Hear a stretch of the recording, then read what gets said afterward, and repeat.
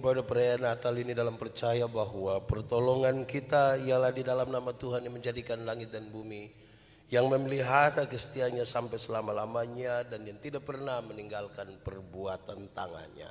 Tuhan menyertai Bapak Ibu Saudara sekalian. Mari silakan duduk semua. Bapak Ibu Saudara-saudara, Shalom. Selamat Natal. Ada sukacita, ada yang datang sendiri-sendiri saja. Harus dengan keluarga atau paling tidak satu orang lain begitu ya. Saya juga menyapa yang mengikuti ibadah ini di rumah. Apa kabar? Tuhan Yesus memberkati. Selamat Natal. Mari kasih salam saudara di samping kiri kanan kita sebagai tanda syukur, tanda sukacita. Ucapkan selamat Natal buat mereka.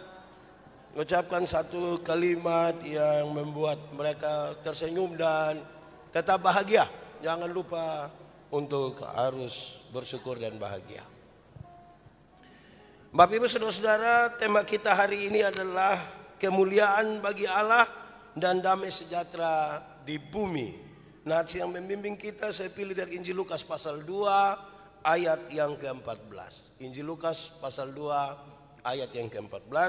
Kemuliaan bagi Allah di tempat yang maha tinggi dan damai sejahtera di bumi di antara manusia yang berkenan kepadanya. Demikian nats pembimbing. Saudara, mari kita merendahkan diri di hadapan Tuhan Allah.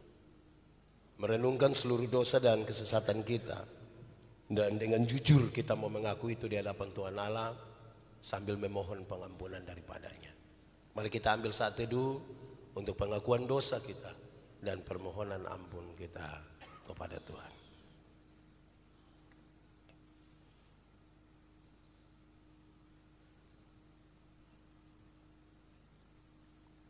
Ya Tuhan Allah, kami bersukacita oleh karena perayaan Natal di tahun ini. Tetapi kami juga menyadari bahwa kami orang-orang berdosa.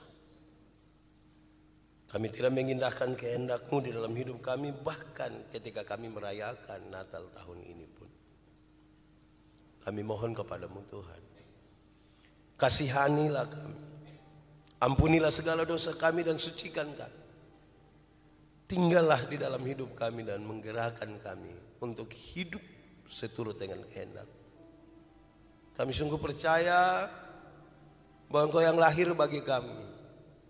Engkaulah yang akan mengampuni kami dan sudah melakukannya atas kami. Terpujilah nama-Mu. Di dalam nama Yesus Kristus Tuhan dan Juru Selamat kami berdoa. Amin. Saudara-saudara, sebagai salah seorang hamba Tuhan Yesus, saya menyampaikan berita pengampunan dosa bagi setiap orang yang telah mengaku dosanya dengan tulus dan ikhlas di hadapan Allah. Hari ini telah lahir bagimu Juru Selamat, yaitu Kristus Tuhan di kota Daud. Demikian. Bapak Ibu Saudara-saudara, kita mempersiapkan diri kita untuk belajar dari firman Tuhan. Karena itu mari kita satu hati di dalam doa, kita berdoa. Ya Tuhan Allah, kami mohon kepada-Mu, arahkanlah seluruh hati dan pikiran kami pada pemberitaan firman saat ini. Sebab siapa kami ini Tuhan? Kami orang-orang berdosa, kami terbatas dalam segala sesuatu, dan karena itu sungguh tidak mungkin bagi kami untuk mengerti firman-Mu kecuali kalau Tuhan menolong kami. Kami percaya hanya kuat kuasa Roh Kudus-Mu yang memampukan kami mengerti dan melakukan kehendak firman Tuhan. Jauhkanlah penggoda pencobaan, biar di dalam damai-Mu kami belajar firman Tuhan. Kami rindu pada firman-Mu. Berfirmanlah bagi kami Tuhan, di dalam nama Yesus firman yang hidup itu kami berdoa. Amin. Bapak Ibu Saudara-saudara, tema kita hari ini adalah kemuliaan bagi Allah dan damai sejahtera di bumi. Kemuliaan bagi Allah, damai sejahtera di bumi. Pembacaannya terambil dari Injil Lukas pasal 2 ayat 8 sampai ayat yang ke-20. Injil Lukas pasal 2 ayat 8 sampai ayat yang ke-20. Sejemput jemaat Tuhan berdiri. Gembala-gembala. Di daerah itu ada gembala-gembala yang tinggal di padang menjaga kawanan ternak mereka pada waktu malam. Tiba-tiba berdirilah seorang malaikat Tuhan di dekat mereka dan kemuliaan Tuhan bersinar meliputi mereka dan mereka sangat ketakutan. Lalu kata malaikat itu kepada mereka, "Jangan takut, sebab sesungguhnya aku memberitakan kepadamu kesukaan besar untuk seluruh bangsa. Hari ini telah lahir bagimu juru selamat, yaitu Kristus Tuhan di kota Daud. Dan inilah tandanya bagimu. Kamu akan menjumpai seorang bayi dibungkus dengan lampin dan terbaring dalam palungan." Dan tiba-tiba tampaklah bersama-sama dengan malaikat itu sejumlah besar bala tentara sorga yang memuji Allah, katanya, "Kemuliaan bagi Allah di tempat yang maha tinggi, dan damai sejahtera di bumi di antara manusia yang berkenan kepadanya."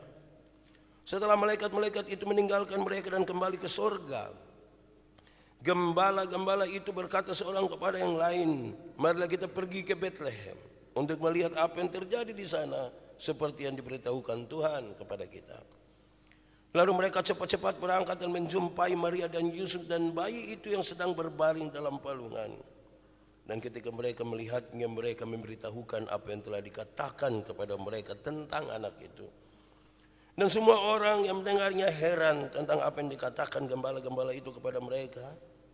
Tetapi Maria menyimpan segala perkara itu di dalam hatinya dan merenungkannya. Maka kembalilah gembala-gembala itu sambil memuji dan memuliakan Allah karena segala sesuatu yang mereka dengar dan mereka lihat. Semuanya sesuai dengan apa yang telah dikatakan kepada mereka. Demikian firman Tuhan. Berbahagia setiap orang yang mendengar firman, memelihara dan melakukan dalam hidup setiap hari. Haleluya. Haleluya. Haleluya. Haleluya. Mari silakan duduk semuanya. Bapak Ibu, saudara-saudara, shalom. Tambah kuat sedikit, shalom.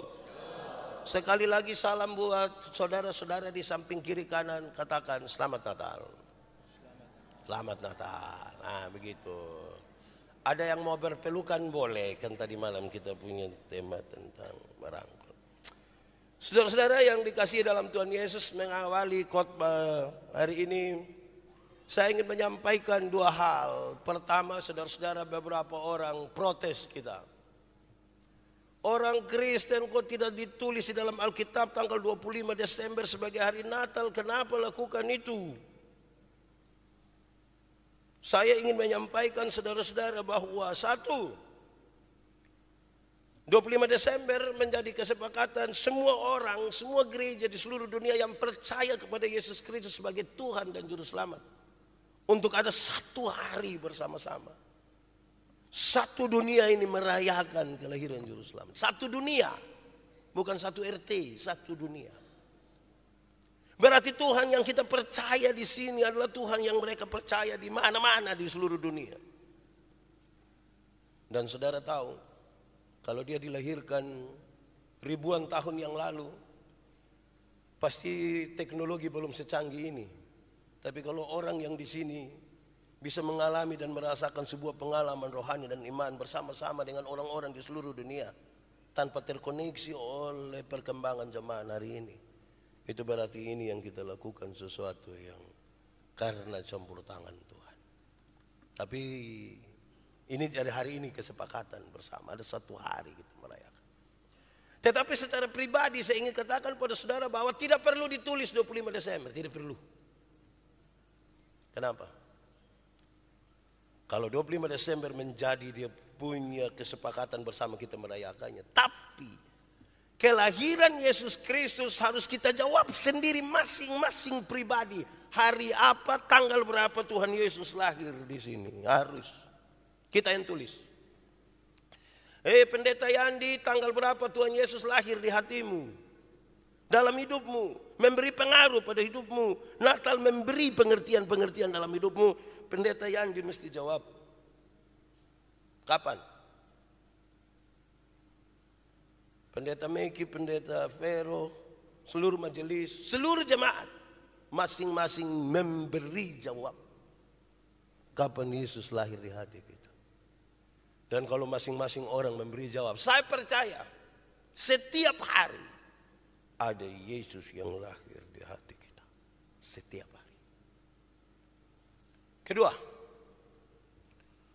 orang suka bilang begini, aduh Natal itu kan peristiwa kemenangan Dewa Matahari atas kegelapan. Kenapa orang Kristen melanjutkan tradisi kuno ini? Kemenangan Dewa Matahari, kok orang Kristen yang mengaku beriman kepada Tuhan melakukannya. Saya ingin menyampaikan kepada kita saudara-saudara, orang-orang Timor di TTS. Di sini ada orang Timor. Kenapa saudara lihat saya? Orang-orang Timor di TTS, orang Amnuban, kami pun kampung itu. Kalau mereka sambut orang, natoni mereka bilang begini, lasio mana pinat neone, aklahat dong sambut itu. Lasio mana pinat neone, aklahat. Secara harafiah, itu syair berarti begini. Peristiwa hari ini lebih panas dari yang paling panas, lebih terang dari yang paling terang. Peristiwa hari ini lebih panas dari yang paling panas, lebih terang dari yang paling terang. Apa yang paling panas? Matahari. Apa yang paling terang? Matahari. Apalagi yang bisa lebih dari matahari? Hanya satu, pencipta matahari. Yang bisa lebih dari matahari adalah pencipta matahari. Maka ketika Alkitab mengatakan terang yang sesungguhnya sudah datang ke dunia, dia tidak bicara tentang matahari, tapi dia bicara tentang pencipta matahari. Terang yang sesungguhnya telah datang ke dalam dunia. Dia tidak bicara tentang matahari. Matahari, bulan dan bintang-bintang akan berakhir, tapi kasih setia dari pencipta matahari tidak akan pernah berlalu. Supaya apa? Terang yang sesungguhnya sudah datang ke dunia, supaya mereka yang tinggal di dalam kegelapan, supaya mereka yang tinggal dalam kegelapan, dalam naungan maut. Orang berdosa digambarkan sebagai mereka yang tinggal dalam kegelapan, yang tinggal dalam naungan maut, akan keluar dari kegelapan dan masuk ke dalam terangnya yang ajaib. Itu menjadi pengantar pertama buat kita paham, supaya yang ikut gereja tadi malam tetap ikut ini pagi. Dan terima kasih saudara, masih banyak juga yang datang, sedikit saya yang tidak datang. Tepuk tangan dulu bagi saudara-saudara yang datang. Tuhan Allah dimuliakan ya, karena saudara datang. Baik, tapi jangan lupa 31 gereja lagi. Pagi, malam, besok tanggal 1 gereja lagi. Datang gereja terus-terus tuh, tidak apa-apa kan? Pesta terus-terus tidak apa-apa. Kenapa gereja terus-terus jadi apa-apa? Tidak apa-apa. Pakai baju yang itu-itu saja tidak apa-apa. Natal bukan soal baju kan? Pendeta Yandi itu kan punya baju warna hitam. Pakai terus di Natal. Orang tanya, Pak, baju hanya itu? Tidak, satu lusin kita beli. Tidak apa-apa, Natal bukan soal itu. Baik, itu pertama.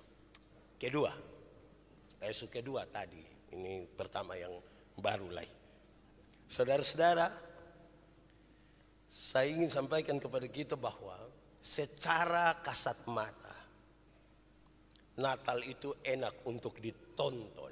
Secara kasat mata, Natal enak untuk ditonton. Peristiwa malam Natal ditandai dengan adanya sebuah bintang berekor. Saudara jalan malam-malam, tiba-tiba ada bintang berekor tampak. Siapa yang tidak mau lihat? Siapa yang ketika semua orang bilang, "Woi, ada bintang berekor," dia bilang, Kalau waktu itu sudah ada handphone, saya yakin separuh akan story, baru bilang bintang berekor. Enak untuk ditonton. Peristiwa malam Natal juga ditandai dengan nyanyian para malaikat. Saudara bayangkan, ada malaikat menyanyi. Masa tidak enak untuk dinonton? Tadi yang kaum ibu menyanyi saja, kita kan saya sampai begini-begini. Apalagi malaikat menyanyi. Secara kasat mata enak untuk ditonton, enak untuk didengar. Tapi saya mau bilang pada saudara bahwa Natal itu bukan tontonan. Natal itu bukan tontonan. Natal itu tuntunan. Natal bukan tontonan. Natal itu tuntunan. Siapa yang merayakan Natal harus dituntun berjumpa dengan putra Natal. Kalau kita merayakan Natal tapi tidak dituntun berjumpa dengan putra Natal, kita tidak merayakan Natal. Kita bikin perayaan tontonan. Dan saya mau bilang pada saudara, teman-teman yang bekerja sebagai event organizer akan lebih hebat membuat perayaan tontonan daripada kita. Orang terlalu jago mendesain cara-cara untuk ditonton dengan enak. Natal bukan tontonan. Natal itu tuntunan, sekalipun memang dia enak untuk ditonton. Tapi dari yang enak-enak untuk ditonton itu kita dituntun berjumpa dengan Kristus bayi Natal. Sekali lagi, kalau saudara tidak dituntun berjumpa dengan Kristus, saudara tidak merayakan Natal. Saudara bikin perayaan tontonan, hanya pesta. Dan persoalan kita lebih pada baju. Tapi lebih dari itu, saudara, Natal bukan tuntunan biasa, tapi Natal sekaligus sebuah tantangan bagi kita. Natal itu sekaligus sebuah tantangan. Dan tantangan kita dalam perayaan Natal tahun ini adalah tema kita. Kemuliaan bagi Allah dan damai sejahtera di bumi. Setiap orang yang merayakan Natal tahun ini ditantang. Bukan saja untuk mengatakan kepada dunia ini ada kemuliaan bagi Allah dan damai sejahtera di dunia, tetapi dia menjadi bagian langsung dalam perayaan damai sejahtera yang mengatakan kemuliaan bagi Allah dan damai sejahtera di bumi. Itu tantangan kita. Sudah berdasarkan hal-hal itu dan tema kita yang menjadi tantangan kita. Natal bukan tontonan tapi tuntunan. Bukan tuntunan biasa tapi sebuah tantangan. Tantangan kita adalah menghadirkan dan menyatakan kemuliaan bagi Allah dan damai sejahtera di dunia. Kita membaca teks ini tentang gembala-gembala. Ada beberapa poin menjadi bagian dari perenungan kita hari ini. Satu, kalau orang bertanya, kenapa kejadiannya terjadi di padang belantara? Kenapa? Kenapa tidak di gereja-gereja? Kenapa tidak terjadi di bait Allah? Kenapa tidak terjadi di tempat-tempat yang mewah? Tidak terjadi di istana Herodes? Itu tidak terpisahkan dari kisah dalam Kejadian pasal 4. Kejadian pasal 4 menyatakan di padang belantara, di padang di mana kakak dan adik mesti saling menjaga, menikmati keindahan alam semesta, berbagi kasih dengan baik. Tetapi di padang itu Kain tega sekali membunuh adiknya Habel. Maka berita sukacita sorgawi dinyatakan pertama-tama di tempat di mana hubungan persaudaraan dan kekeluargaan, hubungan kakak adik rusak. Karena itu sekali lagi, dia harus dinyanyikan di padang belantara. Tempat Kain membunuh adiknya Habel. Tempat di mana persaudaraan hancur oleh karena ketidakpuasan, iri hati, dan berbagai persoalan-persoalan lain yang telah menghancurkan persaudaraan. Karena itu peristiwa sukacita damai sejahtera di bumi supaya Allah dimuliakan, dinyanyikan di tempat di mana persaudaraan hancur. Karena itu pertanyaan reflektifnya adalah, ada aman-aman kok suami istri dorang, aman kok? Kakak adik aman, ipar-ipar, mama mantu, bapak mantu. Dari mana? Wenlasi. Jadi memang kita semua ini bapak mantu dari Wenlasi. Itu harus dinyanyikan. Saudara mesti taruh betul-betul kalau mau Allah dimuliakan, tantangan kita kan, Allah dimuliakan, damai sejahtera di bumi. Ya perbaiki sudah hubungan-hubungan di antara kita, kakak adik, di mana itu seperti padang belantara, kakak membunuh adiknya Habel, diperbaiki sudah. Yang pahit-pahit itu dibuang sudah. Mau bertahan apa? Ada orang yang dia terlalu jengkel orang sampai orang sumati itu dia masih jengkel. Biar kok dia mati, kok dia sumati. Selesaikan sudah urusan supaya Allah dimuliakan. Damai sejahtera terjadi di bumi. Amin kok. Jadi pulang lihat ame siapa atau saudara duduk dekat siapa yang sebenarnya saudara tidak suka dia. Sebentar bilang demi kemurahan Allah dan demi kemuliaan dan damai sejahtera di bumi kita menyatakan ampun, maaf, kasih dan lain sebagainya. Bisa kok? Saya mau tanya, kamu dua ada berdamai kok? Berdamai kamu dua biar begitu Bapak begitu.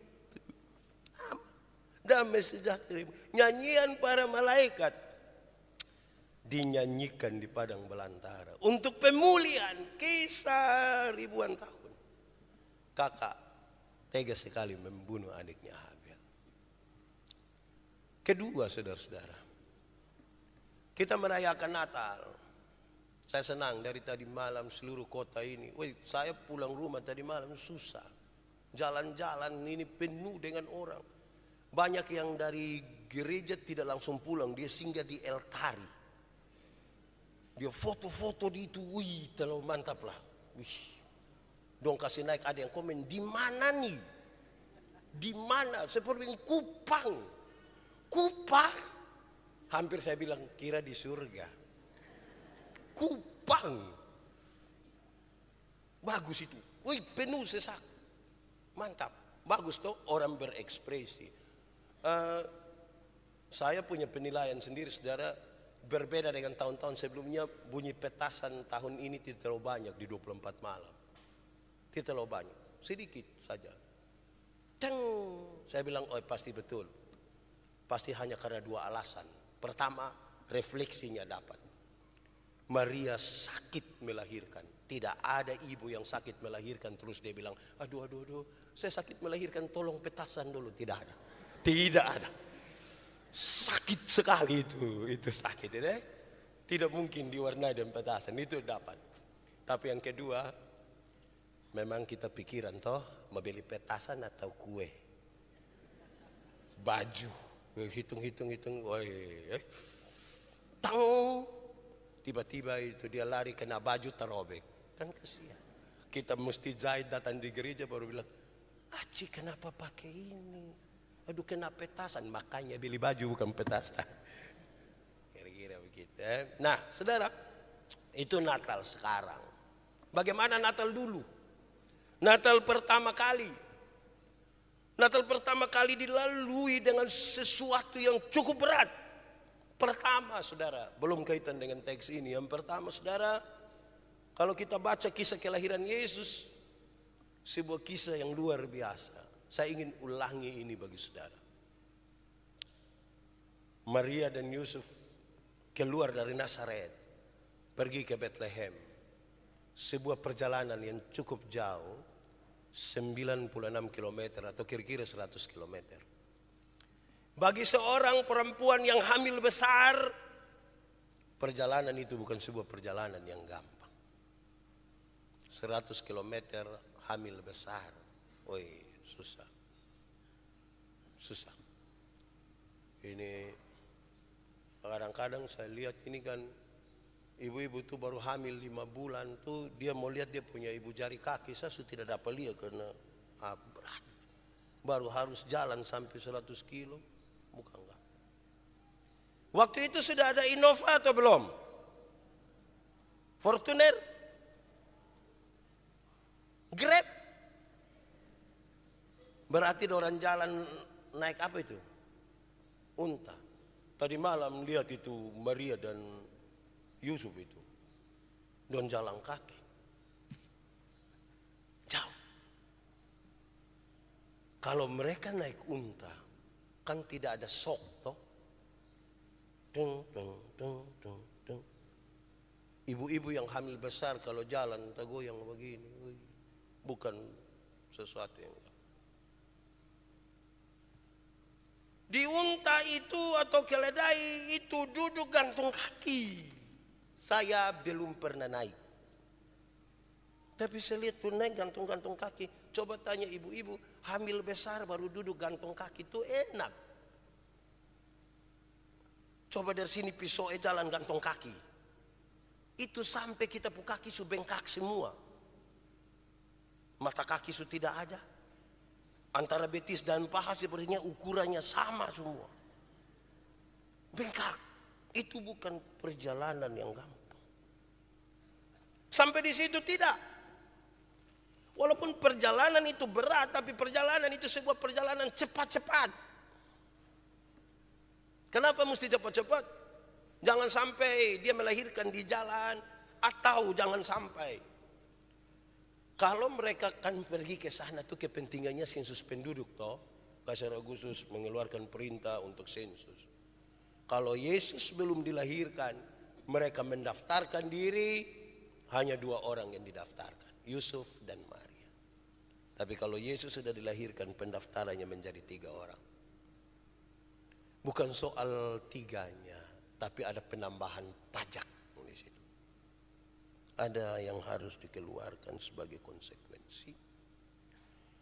Yusuf seorang tukang kayu, dan dalam perjalanan untuk beberapa waktu itu mobilernya, bengkel kayunya di Nazaret itu ditutup. Dan kalau bengkel kayunya ditutup, tidak ada pemasukan sama sekali, tidak ada pendapatan. Itu Natal pertama punya kisah, kira-kira begitu. Saudara bisa bayangkan ketika dia dari pintu ke pintu ketuk. Tidak ada tempat bagi mereka di rumah penginapan. Kalimat itu menunjukkan satu, dia pasti tanya. Ada penginapan kah buat kami? Tapi yang kedua, saudara, ini katakanlah ada orang punya penginapan, masih ada kamar. Terus Yusuf ketok bilang, ada kamar kok? Iya. Ini siapa? Saya dan saya pu istri, boleh tolong, saya pu istri mau melahirkan. Tidak gampang saudara, kenapa? Bagi seorang perempuan yang melahirkan, darah yang meleleh itu akan menajiskan semua. Pemilik penginapan diperhadapkan pada pilihan menerima dan menolong ini orang, atau membiarkan semua penginapannya menjadi tercemar oleh karena satu orang yang melahirkan. Hitung-hitungkan waktu itu kan banyak orang pulang ke kampung halamannya untuk sensus penduduk. Dia diperhadapkan pada pilihan. Secara ekonomis ada banyak keuntungan, tapi secara kemanusiaan dia harus menolong seseorang. Itu bukan pilihan yang gampang. Itu Natal pertama. Bagian pertama. Bagian kedua, menurut teks ini bilang begini. Ada pertanyaan penting, bagaimana Maria merayakan Natal waktu itu? Sebagai seorang yang menjadi tokoh dalam kisah perjalanan Natal. Pembacaan tadi sebutkan dengan baik. Maria merayakan Natal dengan cara yang luar biasa ini. Tetapi Maria menyimpan segala perkara itu di dalam hatinya dan merenungkannya. Itu cara Maria merayakan Natal pertama. Dia simpan seluruh perkara itu. Ketika dia mendengar berita dari malaikat, bukan malaikat. Ketika dia tahu bahwa sulit mempertanggungjawabkan ini kepada Yusuf dan keluarga besar. Ketika dia ambil keputusan, aku ini adalah hamba Tuhan dan jadilah kepadaku menurut perkataanmu itu. Dia simpan seluruh perkara. Apalagi ada orang-orang yang datang dan melihat. Ada gembala-gembala, ada orang-orang majus, ada orang lain datang. Bagi seorang perempuan yang baru melahirkan, ada cairan, ada lelehan, ada darah. Terus yang dibutuhkan itu suaminya, keluarganya. Tapi yang datang ada orang lain, datang menyembah lagi. Dia menyimpan seluruh perkara itu dalam hatinya dan merenungkannya. Itu Natal di awal. Ketika orang sibuk dengan perayaan yang besar-besar, Kita diingatkan kembali untuk merenungkan peristiwa Natal. Kisah kelahiran Yesus dan kehadiran para malaikat, kehadiran Tuhan di padang belantara itu. Saudara-saudara, demi apa itu semua? Demi kemuliaan Allah dan demi damai sejahtera di bumi. Ketiga, saudara, saya ajak kita untuk merenungkan bahwa tema kita, kemuliaan bagi Allah dan damai sejahtera di bumi, itu berita dari sorga. Berita dari sorga yang memberi jawab terhadap berbagai kegelisahan hidup manusia. Bahkan ketika ada sebuah pertanyaan penting, bagaimana kita dibebaskan dari dosa ini? Bagaimana sehingga kita tidak mengalami sesuatu yang mengancam kehidupan kekal kita? Kemuliaan bagi Allah di tempat yang maha tinggi, damai sejahtera di bumi di antara manusia, adalah berita dari sorga untuk menjawab kegelisahan. Ketika malaikat itu bilang, jangan takut. Jangan takut. Hari ini telah lahir bagimu juru selamat. Berita Injil yang paling luar biasa. Kalimat sepotong itu, jangan takut. Sebelum-sebelumnya kita membaca celakalah, celakalah, celakalah, celakalah, celakalah. Berita tentang kelahiran Yesus dimulai dari berita pembebasan yang luar biasa. Jangan takut. Jangan takut.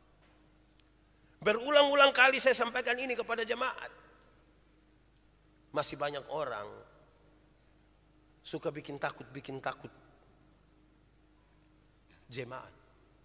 Saya suka bilang nanti di Paskah itu dorang bawa film neraka putar-putar di kampung-kampung bikin takut ini orang dong. Ini orang dong nonton habis film neraka demi pendeta, neraka dulu. Saya bilang saya tidak pusing dengan neraka. Kenapa? Karena saya masuk surga. Tapi kenapa pendeta tidak mau dengar? Saya tidak pusing lah. Kenapa? Kalau saya harus masuk surga bukan karena ketakutan hukuman di neraka. Tapi saya masuk surga karena Tuhan Yesus itu lahir, mati, bangkit untuk saya. Berhenti sudah kestaku orang. Berhenti sudah. Harus yang ketakutan untuk kita bilang jangan takut. Contoh-contoh saya ini saya ulang-ulang di banyak tempat. Saya kalau doa ke seorang di rumah sakit, saya bilang nenek kita berdoa ya. Iya. Mungkin saya doa habis nenek sudah mati. Tapi nenek mati masuk surga. Terus jelaskan sedikit, terus dia bilang, Pak Pendeta mati hari ini atau mati besok sama saja. Tuhan yang memberi, Tuhan yang mengambil. Terpujilah nama Tuhan. Bahkan di lembah kekelaman sekalipun dia tidak takut bahaya. Itu beritanya bilang, jangan takut, jangan takut. Supaya kalau anak-anak muda satu datang ke saya, dong bilang, Pendeta, saya rasa saya manusia paling berdosa di dunia. Saya bilang, kakak, Pak Pendeta juga orang berdosa. Tapi jangan takut, kasih Tuhan lebih besar dari kita berdua punya dosa. Woi, dia bilang, puji Tuhan. Bayangkan kalau ini anak muda datang bilang, Pendeta, saya rasa saya manusia paling berdosa di dunia. Saya bilang, iya, saya lihat lu pemuka ini muka berdosa. Lu ini kalau tidak bertobat nanti kaki tangan patah buang semua. Berita apa ini? Jangan takut. Karena orang lagi galau dengan ini, mati gimana ini? Kemuliaan bagi Allah dan damai sejahtera di bumi. Kamu jangan takut lagi, Kristus telah lahir. Itu hari kan saya pakai contoh dua. Bila ibu-ibu, kalau ibu-ibu kasih makan anak-anak kecil umur 1,5 tahun, 2 tahun kok susah. Kan susah tuh kasih makan anak kecil. Lari sana, lari sini, lari sana. Dia pun mama su ikut-ikut barang setengah jam. Dia pun mama bilang, ini anak tidak bisa mengerti orang tua sedikit.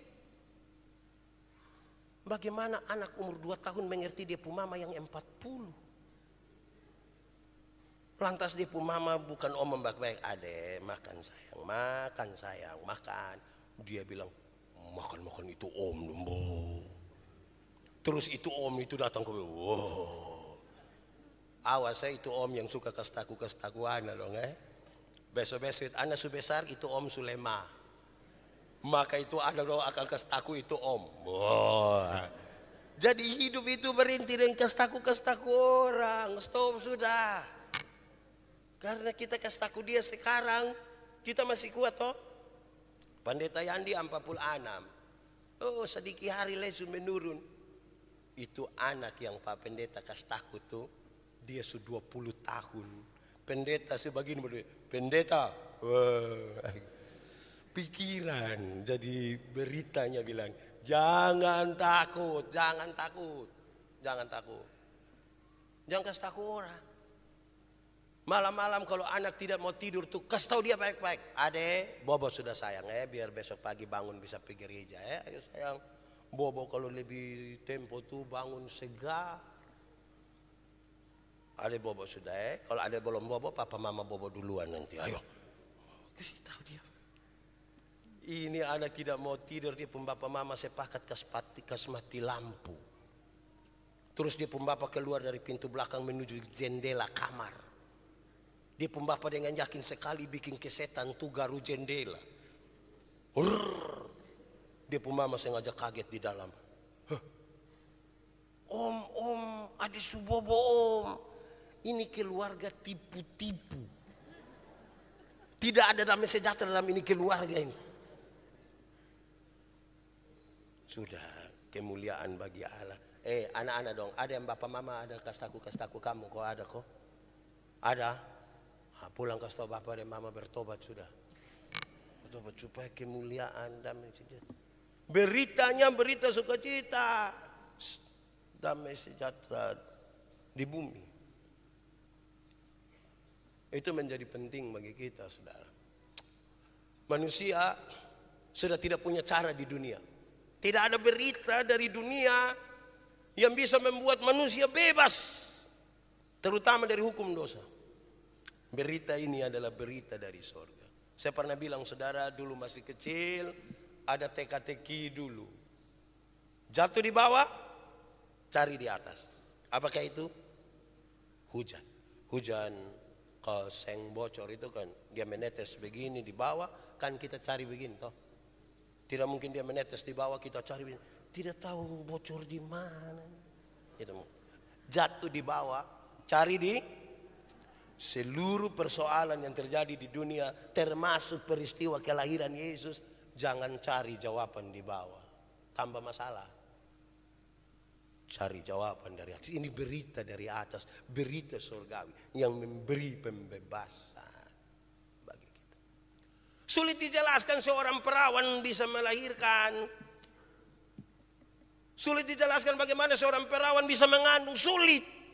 Kalau kita pakai penjelasan harus beritanya berita surgawi. Sehingga memahami berita surgawi ini orang mesti pakai iman. Bukan sekedar pakai otak. Pakai iman. Orang yang tidak beriman tidak akan memahami dengan benar peristiwa ini. Kalau hanya pakai otak. Mesti pakai iman supaya dia memahami sesuatu yang lebih dari itu. Keberapa lagi? Keberapa? Saya juga bingung. Keempat, saudara. Keempat, kemuliaan bagi Allah, damai sejahtera di bumi. Ini adalah bagian dari pujian para malaikat. Pujian para malaikat. Nyanyian para malak. Malaikat itu bukan manusia. Tapi kalau kita identifikasikan dia seperti manusia. Kalau dia perempuan cantik atau tidak? Cantik. Kalau laki-laki ganteng atau tidak? Dia suara bagus atau tidak? Bagus. Baju bagus atau tidak? Bagus. Cantik, ganteng, suara bagus, baju bagus. Menyanyi di hutan. Sudah cantik lagi, ganteng lagi, suara bagus lagi, baju bagus lagi. Menyanyi di mana? Hutan. Siapa di antara kita yang mau pakai baju bagus, suara bagus, muka bagus, menyanyi di hutan? Tadi sudah dijelaskan pertama bahwa ada kaitan dengan pemulihan relasi.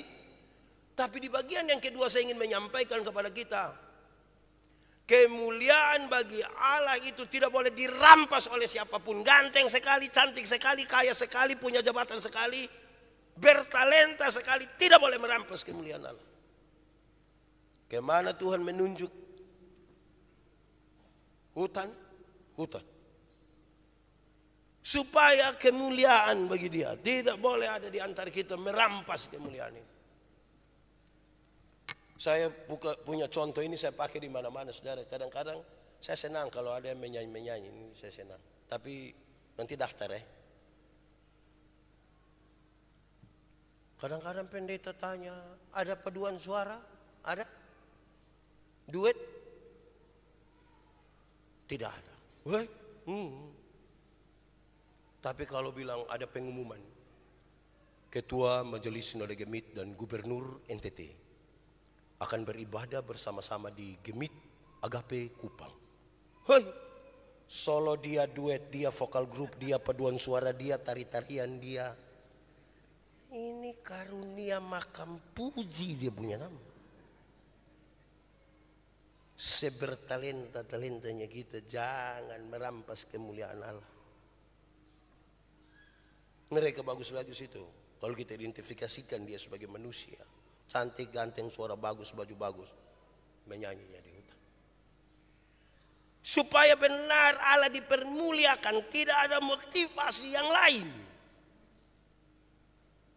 Selain motivasinya adalah supaya Allah dipermuliakan dan damai sejahtera di bumi.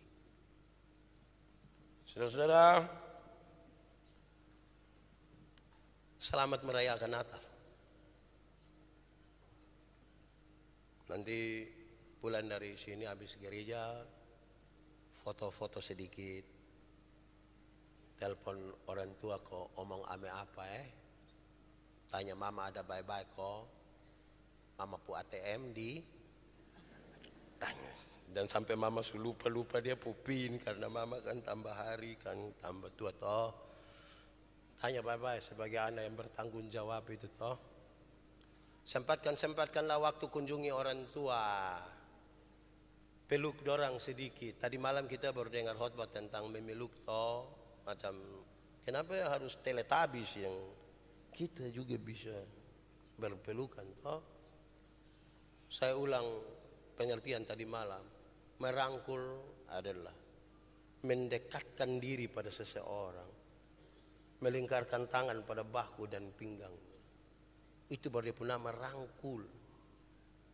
Bukan mendekatkan diri pada pohon dan meletakkan tangan. Itu tadi Ibu Seni bilang macam film India.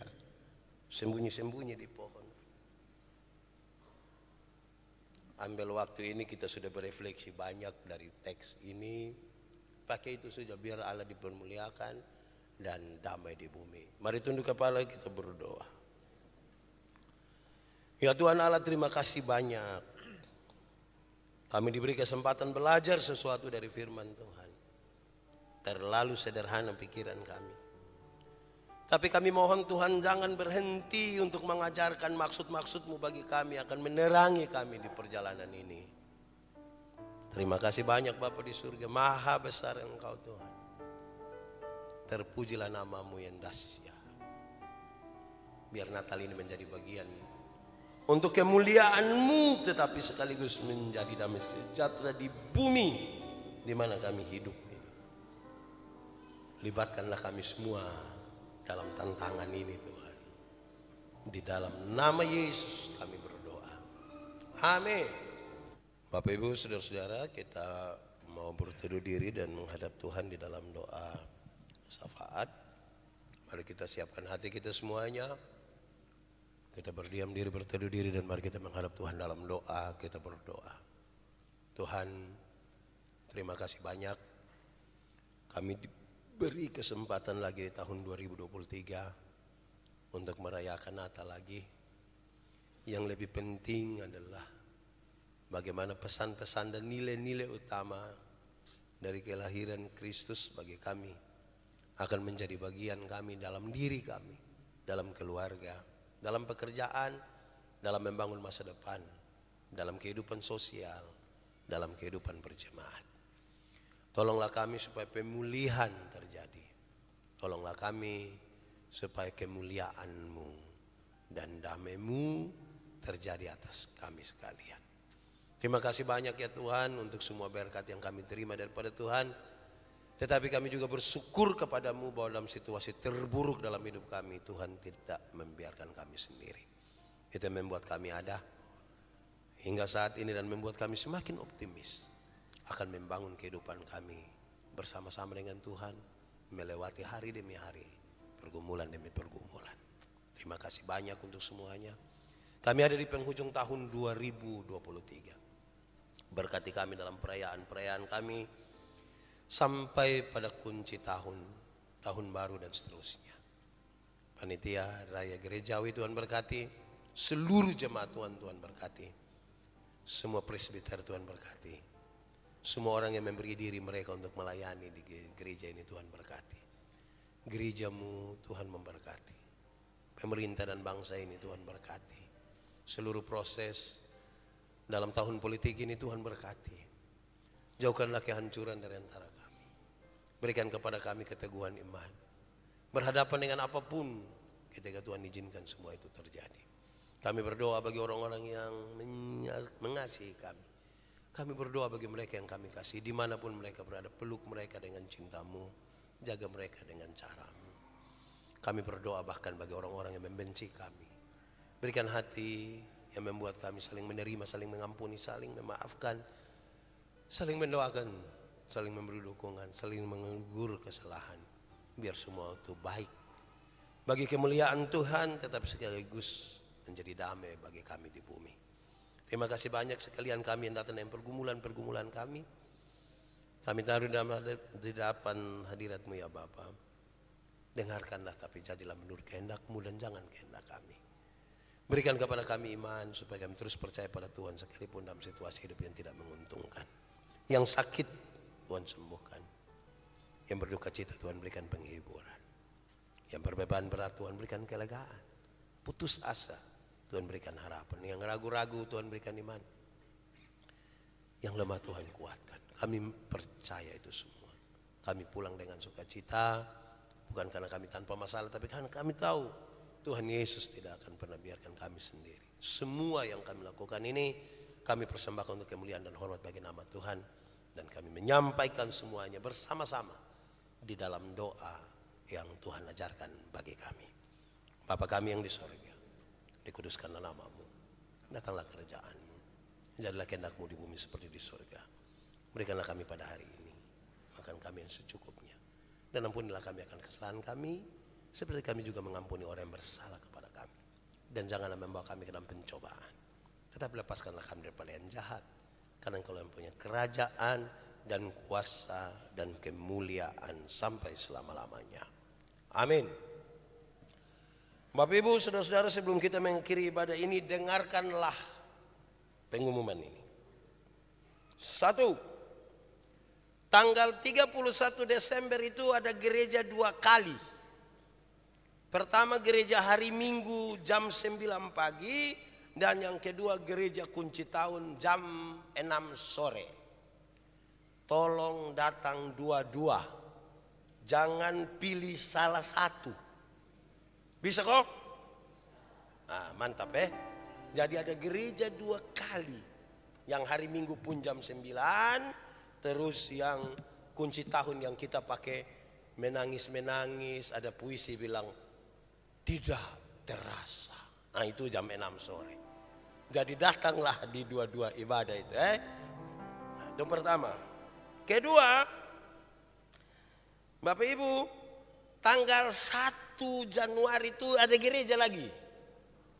Itu gereja pertama di tahun 2024. Syukur tuh kalau Tuhan izinkan kita hidup tahun 2024 toh. Mulailah dengan gereja. Jam mulai dengan mabok, mete terus pagi tidak gereja, itu juga salah. Di gereja jam 9 pagi.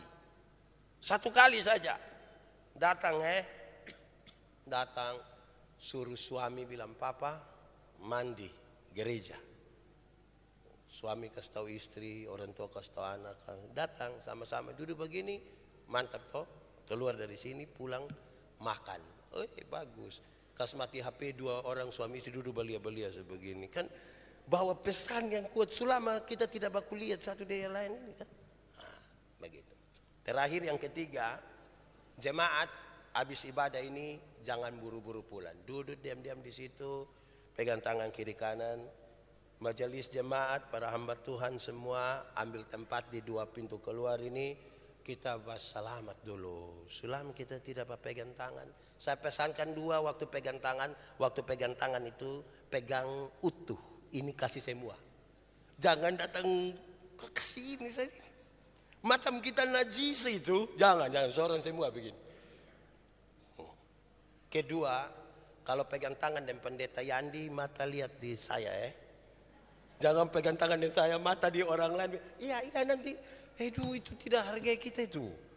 Jadi sebentar kita coba memang habis ini kita pegang tangan pulang kita apa di situ. Sejambut kita semua berdiri, muliakanlah